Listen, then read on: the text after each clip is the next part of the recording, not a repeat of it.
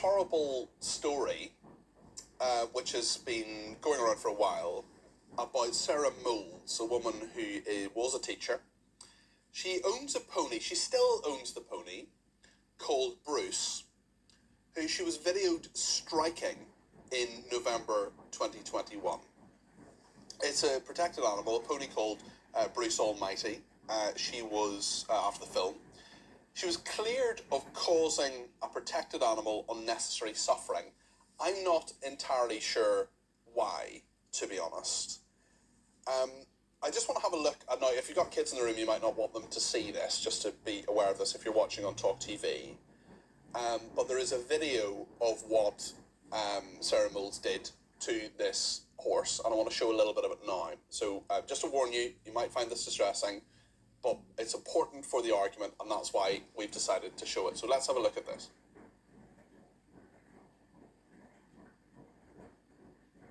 Can we play the video?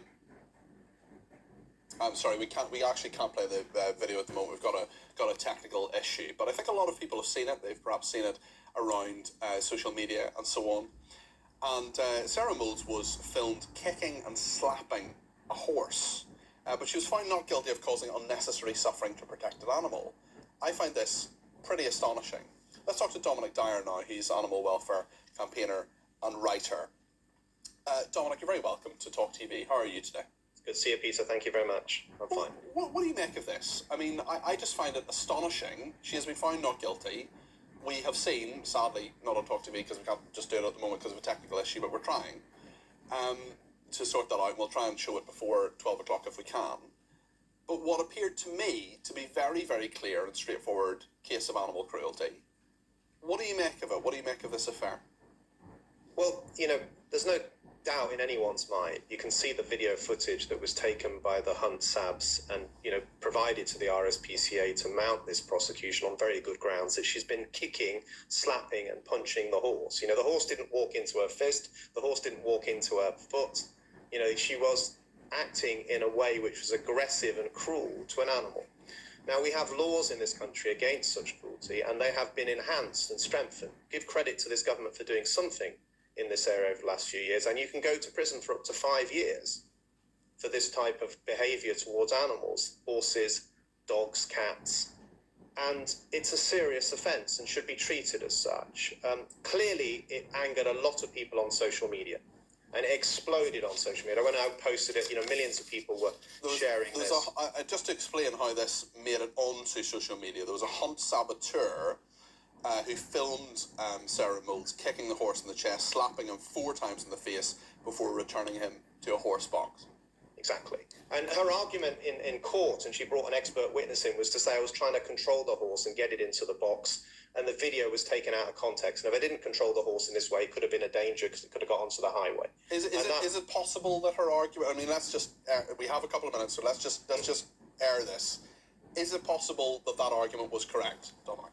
No, because I think you've got to look at the broader picture of the behaviour pattern of people involved in the hunts. This is the Cottesmore Hunt, a notorious hunt, one of many that are up and down the country pushing the boundaries of the law, if that's the word I can use, every single weekend when it comes to the Hunting Act. They're out trail hunting, which is a smokescreen for illegal hunting. They are hunting down foxes and killing them illegally. They have terrier men with them on quad bikes. For the sole purpose of those terrier men with those terriers in little boxes is to put them down badger sets to get the foxes out of the set so they can get the hounds against them to rip them apart. And also they kill badgers, which is illegal under the Badger Protection Act as well. This is disgusting wildlife crime.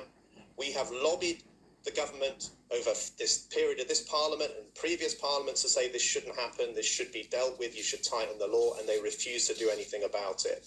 And I'm afraid people like Sarah that are involved in these hunts don't, in my view, show any significant concern for the care of the horses that they have, and I think that was shown very clearly with Sarah's behaviour towards this horse. The hounds are treated disgustingly.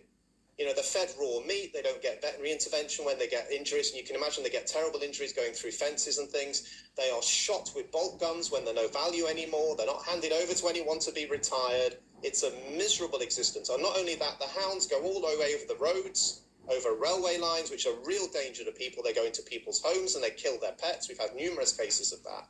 You know, I'm speaking to a major police conference in Hertfordshire with the Chief Constable on Monday at Nebworth House, and I'll be talking about the need to tackle this wildlife crime in the countryside, and the police accept that. So I think my view on this Sarah Moulds case is it's the wider context of the disgraceful behaviour of the Hunts that she's actively involved with. And what she said was, well, listen, I've been demonised on social media. I don't condone any of the threats against her. That's just not acceptable in my view.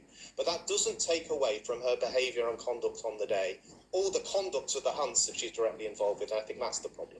Dominic, we're in a situation now where we can we discuss this properly. We've actually been there are a number of people who say absolutely disgusting, she should have been punished. Anne says, so glad you've raised this issue because I couldn't understand the not guilty verdict. One person saying, come on Peter, you are better than this. She was found not guilty by a court, so now you want to find her guilty through the media. This is not trial by media, this is not conviction by media. We're discussing this issue, and now I think the technical issue has been solved. We can watch the video. Just to be clear, if you've got children in the room, you might not want them to see it. You may not want to watch it yourself. For the next, how long is the video? It's about 20 seconds. I'm going to describe it for people who are listening on talk radio rather than watching on Talk TV. So we're going to play the video now. We can see it. There she is, doing what I described, slapping, punching the animal, putting it back in the horse box there. Yeah, there are a couple of people with her there as well. That's Sarah Moulds. And yeah, that's the video there. So people will have perhaps seen that on Talk TV. Many people have seen it on social media as well. It's very quick, isn't it, Dominic? It is quick. And she would say, and I said earlier on that, it was taken out of context. You didn't see the whole situation. She says the horse is well kept. And if the RSPCA had come and looked at the horse, they would find it's well kept. The fact of the matter is this, though. In that moment of time, she was savagely beating that horse and kicking it. And that's a criminal offence. Now, the jury didn't find her guilty. She brought expert witnesses in. She, I think, played up the demonisation on social media, saying it was like a trial by social media. There could well have been sympathy for that. And some of the threats that she had received, which I don't condone and do not in any way support. No, I completely agree. And but ultimately, we still have cruelty to an animal, and it sets a very dangerous precedent. If we have new laws like this, if juries are clearing people where there is clearly such a case of what is, in my view, a criminal act towards an animal because of the cruelty that's taking place. But she's been cleared, so that's the legal process. But that's not the end of the matter. We should keep talking about why it is that people that do this type of thing should be held to account in the justice system, and we need to deal with these hunts. To be quite frank, if there were no fox hunts out there that day, Peter, that horse wouldn't have been beaten. It wouldn't have been in that situation where she said she was fearing for getting it back in the wagon. That would be the ultimate solution in my view. Let me just read you what the RSPCA has said. They were the ones who prosecuted Sarah Moulds. We are brought the prosecution. We do not take the decision to bring prosecutions lightly. We apply the same tests as the Crown Prosecution Service to decide whether to prosecute someone for animal welfare offences. This requires there to be sufficient evidence for a realistic prospect of conviction for it to be in the public interest to prosecute. The RSPCA continued, this case was reviewed by a prosecution case manager, an independent solicitor and a barrister who all agreed that the evidential test was met, and with the support of 2 expert vets. We accept the court's decision today and thank the jury for their careful consideration, but the public can be assured that the RSPCA will always look into concerns that are raised to us about animal neglect and cruelty. That's what the RSPCA said. Sarah Moulds is not guilty here, Dominic. And the High Court has found her not guilty. We need to be very clear about that. We also need to be very clear, as you have on a couple of occasions, Dominic, that any threats or actions towards her that in this regard should not happen. But what kind of message, just finally, do you think this sends that she wasn't convicted?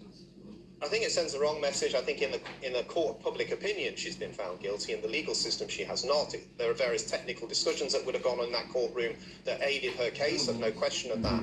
But ultimately I feel, and millions of other people feel, that she acted irresponsibly and cruelly towards that animal. What we must see is that the RSPCA continues to take cases like this, and I credit them for all their hard work in doing it, and we shouldn't see a situation arise where video footage like this emerging on social media is no longer seen as good evidence in court, because it is evidence and it truly shows what actually happened, and we must continue to scrutinise and monitor what's going on with these hunts day in, day out. As I've said, there are major issues around animal welfare for the horses, and also obviously the cruelty to foxes and wildlife that are involved in this process, and the cruelty to the hounds as well. I would personally like to stop all fox hunting. I'd want horses not to be put in this situation. No foxes killed, no wildlife killed, no dangers to the public of hounds crossing the roads and railways. I don't think anyone should be doing this anymore, and they shouldn't be wasting police time on it either. Thank you, Dominic. Thanks very much indeed. Dominic Dyer there, animal welfare campaigner and writer. So thank you for that. We also have the statement from the RSPCA. Vic has been in touch and says, Peter, if you've ever been around horses, they can be stubborn. And how many of you have been kicked by a horse for no reason at all? I certainly have been around horses a little bit. I used to go horse riding as a kid, just for about a year or so. I loved horses. I thought they were lovely animals, but yeah, they can be stubborn. But I wouldn't ever think, it wouldn't occur to me to strike a horse. Leighton says if she can't control a horse without violence, she shouldn't be allowed to own one. And Joe in Belfast says, hi, again, Peter, great seeing you during the week. Thanks, Joe. Yeah, I was here on Monday. As a total animal freak, I can be boring about animal rights and welfare. Cruelty is just beyond any excuse. It was her own horse. That terrible woman should have received a prison term and never allowed any animal again. Well, Joe, she was found not guilty. Sarah Moulds is not guilty, but a lot of people still very, very annoyed about that. We're going to talk in just a few minutes about Ukraine and the latest there. Mary Dejevsky, one of my favourite guests, is going to be here. We're also going to be talking about an insidious snobbery that has taken root in parts of progressive Britain against working class people. That's a new book out. We're going to talk about that on Talk TV in just a minute.